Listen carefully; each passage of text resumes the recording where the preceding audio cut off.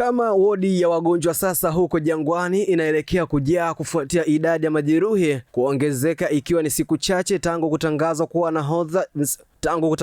nahodha msaidizi wa kikosi hicho Dickson Job na Clement Mzize watakuwa nje ya uwanja kwa muda wa zaidi ya wiki 6, huku mmoja madaktari bingwa akitaja sababu na suluhisho lake. Madaktari wa klabu hiyo wamethibitisha ongezeko la majeruhi hadi kufikia 6, huku katika orodha mpya kwa sasa kitajwa beki wa kati Ibrahim Abdullah Baka na mshambuliaji Laurindo Dilson Depo, kabla ya hapo jana katika mchezo uliokutanisha TRA dhidi ya Yanga ambapo Prince Dube pia alipata majeraha na kutolewa nje dakika 21 ya mchezo. Depo mwenye mabao 6 na asisti moja katika ligi msimu huu amepata jeraha la nyama za paja, Baka akipata jeraha la nyonga, Chadra Kiboka akipata enka ya mguu wa kushoto na Edmund Joyner akipata enka ya bega. Wote watakuwa nje ya uwanja angalau wiki 2. Hadi sasa wodi ya majeruhi ya Yanga ina mabeki wawili wa kati ambao mara nyingi amekuwa akicheza pamoja, Job na Baka. Hivyo Pedro atakuwa na Bakari Mwamnyeto kama chaguo la kwanza sambamba na Frank Yasinke ambaye amekuwa akitumika zaidi kama mchezaji wa akiba. Akizungumzia idadi kubwa majeruhi inayoikumba Yanga na suluhisho lake, Dr. Robert Kamau ambaye aliwahi kufanya kazi katika hospitali ya taifa ya Muhimbili na sasa makazi yake ni Hispania alisema, namnukuu, kwanza kabisa ni muhimu kuelewa kuwa mlipuko huu wa majeraha hutokei kwa bahati mbaya tu. Kuna sababu nyingi zinazochangia wachezaji kukumbwa na majeraha mara kwa mara. Sababu za ndani ni muhimu. Wachezaji wanapofanya mazoezi kupita kiasi au kushiriki mechi nyingi bila muda wa kutosha kupumzika, misuli na tendon zinabeba mzigo mkubwa zaidi, jambo linalosababisha kuvunjika kwa nyuzi za misuli. Wengine wana historia ya majeraha ya zamani na pale wanapokumbana na mazoezi mengi au mechi mfululizo huwa kunakuwa na hatari kubwa sana, mwisho kunukuu. Jambo lingine alisema, lishe na unywaji wa maji pia ni sababu za ndani, kutokana na misuli kuhitaji virutubisho vya kutosha na maji ili kufanya kazi kwa ufanisi. Hivyo ukosefu wa virutubisho unaweza kudhoofisha misuli na kufanya wachezaji kuwa katika hatari ya kuumia. Sababu za nje pia zipo, tena nazo zina nafasi. Moja ni hali ya uwanja, kama nyasi zina shida, udongo mgumu au kuna sehemu hakuna uwiano sawa, huongeza hatari ya kuumia paja, enka au nyonga, mwisho kunukuu. Daktari huyo alienda mbali kwa kumtolea mfano Baka aliyepata jeraha la nyonga ambalo linaathiri moja kwa moja kasi yake, huku Depo ambaye aina yake ya jeraha linatokana na uchovu wa misuli na kuendelea na mazoezi makali bila mapumziko ya kutosha. Hivyo nini Yanga inapaswa kufanya? Nikimnukuu daktari huyo amesema, kuna hatua kadhaa za kufanya ili kupunguza wimbi hili la majeraha. Kwanza, kupanga ratiba ya mazoezi yenye uwiano ikijumuisha mapumziko ya kutosha na recovery session. Jambo lingine ni kuhakikisha lishe bora na unywaji wa maji ya kutosha kwa wachezaji. Mwisho, najua Yanga ni klabu kubwa, hivyo waimarishe kitengo chao cha afya kwa kutumia mbinu za matibabu nzuri na bora zaidi na ufuatiliaji wa karibu kwa wachezaji waliopo kwenye hatari ya majeraha. Pia ni muhimu kufanya tathmini ya kina ya hali ya uwanja na kuhakikisha wachezaji wanajua mbinu za kuepuka majeraha. Kwa kuchukua hatua kama hizi, klabu inaweza kupunguza hatari ya mlipuko wa majeraha na kuhakikisha wachezaji wanarejea kwenye kiwango cha juu bila hatari ya kukumbana tena na majeraha yale yale ya mwanzo, mwisho kunukuu. Akizungumzia majeraha ndani ya kikosi chake, kocha mkuu wa Yanga Pedro Goncalves alisema, namnukuu, hii ni changamoto mpya ambayo inatukabili. Hawa wote ni wachezaji muhimu, lazima tuwe na hesabu mpya kuhakikisha mambo yanakuwa sawa licha ya kuwakosa hao wachezaji. Kama unavyofahamu, ni kama idadi imeongezeka kwa kuwa wapo wengine walikuwa na majeraha ya muda mrefu kama vile Clement Mzize na Dickson Job, mwisho kunukuu. Pedro amefurahia kuanza kurejea kwa baadhi ya wachezaji waliokuwa majeruhi akiwemo Pacome Zouzoua, akisema itaongeza nguvu kwenye kikosi chake kutokana na ubora wa kiungo huyo. Nikimnukuu amesema, kwa sasa naona baadhi ya wachezaji wetu wanarudi, ni hatua nzuri.